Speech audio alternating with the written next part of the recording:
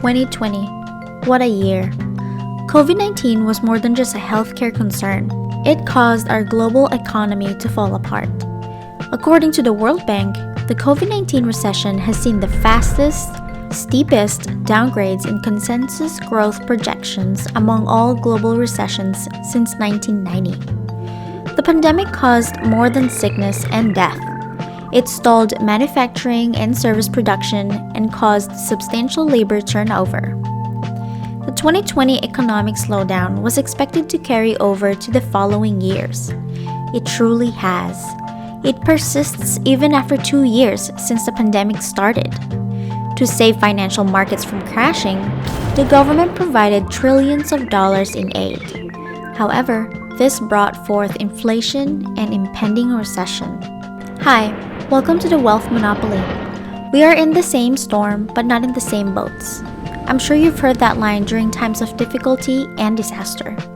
You've heard it even more so during the course of the pandemic.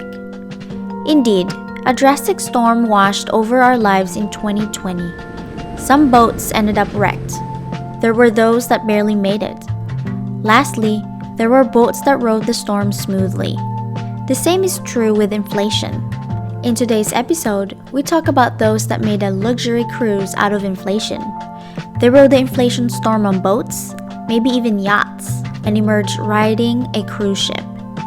I'm going to tell you about the wealthy's 5 distinct methods to profit out of high inflation. Demand and money supply have a direct relationship. The rise of money supply increases the demand for goods and services. As a result, inflation occurs. An increase in demand leads to the rise of costs. This is a manifestation of inflation. Let's start with the number one way the rich take advantage of this: investing in real estate. Here's a hypothetical scenario to show how real estate may help you with weather inflation. There are only 10 residences in a tiny island which has real estate as a major source of income. As a whole, the island has only 100 people. If equally distributed, each home would be valued at $10. Suppose the government prints $100 to help stimulate the economy. Now, the number of houses remains the same. Therefore, the houses are now valued at $20 each. If you kept cash, the value of your money plummeted by 50%. If you had $10 and could buy one house before, now you can only purchase half of a property. But if you owned a home, the market value of your home quadrupled.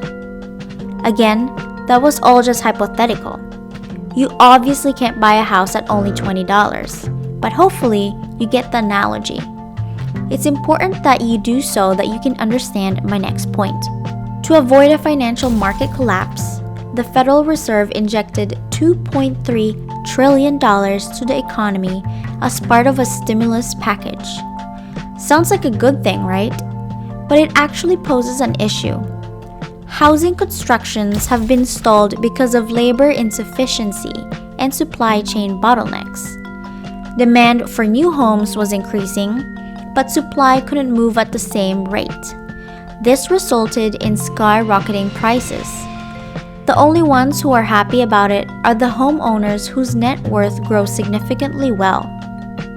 An inflationary environment does not only increase property value, but it also raises rental prices. You can borrow money to purchase property. You can totally handle the debt that you have incurred because as a landlord, you have the option to raise your rent rates for tenants, which will help you keep up with inflation. Speaking of debt, it's actually number 2 on this list. Debt usually has a negative ring to it, but high inflation can turn that around. Thanks to inflation, today's dollar is more valuable than that of tomorrow. You can acquire more with borrowed money than you could by saving it. Sadly, the lender gets paid back with money worth less than it was the moment it was lent to the borrower. Let's look at this from the point of view of an average Joe. The only way this could be advantageous for him is if the interest rate is fixed throughout the term of the loan, if the debt existed pre-inflation, and if their salaries increase at the same pace as inflation. To put it simply, if the above criteria is met, then the value of the average Joe's debt decreases. Hooray for him, but the rich still get away with a much bigger smile on their faces. When used wisely, debt can be used to support business growth and to acquire income-generating assets. As mentioned earlier, inflation decreases the value of debt. Between declining debt and increasing assets is even more wealth for those who are already wealthy. Reminding you to take down notes. What you learned today will surely help you move from fearing inflation to taking advantage of it the way the rich do. Before we continue, please give this video a thumbs up. Next on the list is number 3, real assets. Real assets are a subset of wealth. These are tangible assets whose value is tied to their utility, such as commodities. Since commodities are vital for the economy, they are a reliable buffer against inflation. The current price of oil and gas has surely made you scratch your head in frustration, huh? Despite its skyrocketing price, people still spend for it because it is a necessity. Among other things, you need it for cooking and you need it to run your car. Oil and gas are precious resources.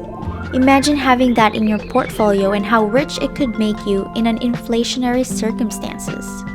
The high supply of money in the economy that causes inflation also triggers a rise in the value of equities. The abundance of money increases the demand for financial assets such as stocks, which is the number 4 on the list. With the increase in demand and the Federal Reserve's attempt to minimize economic money movement, we witness a stock market downturn. This is why you ought to be wise when it comes to stock investment. You need to have a clear understanding of the company's business background before investing in its stock. This will help you identify which will fare best during times of inflation. Investors should focus on companies that can raise their prices to cover the increasing costs of doing business. This is especially important for companies in the consumer staples sector, which includes products and services that people need no matter what state the economy is in. Last but not the least is gold. Until 1971, gold was the economic foundation on which the dollar was based, and each dollar had an identical gold value. This eventually caused prices to climb uncontrollably, aka inflation. Gold is now negatively linked to dollar value.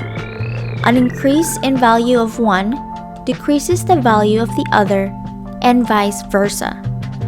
Gold is a precious metal that has a preserving purchasing power when inflation goes up. Wise and wealthy investors hold gold in their portfolio. These techniques aren't reserved for the rich. You can make use of them too. If you find yourself in a tough situation, don't let it get to you. Fight back. We are in the same storm, but not in the same boats. But nobody ever said you'll have the same boat forever. You can build a better and stronger boat that will weather the strongest storm. Worry not, the wealth monopoly is with you as you strengthen your boat. As always, we are with you as you pursue wealth. Please subscribe to our channel and ring your notification bell so that we could continue to be on this journey with you. See you in the next video.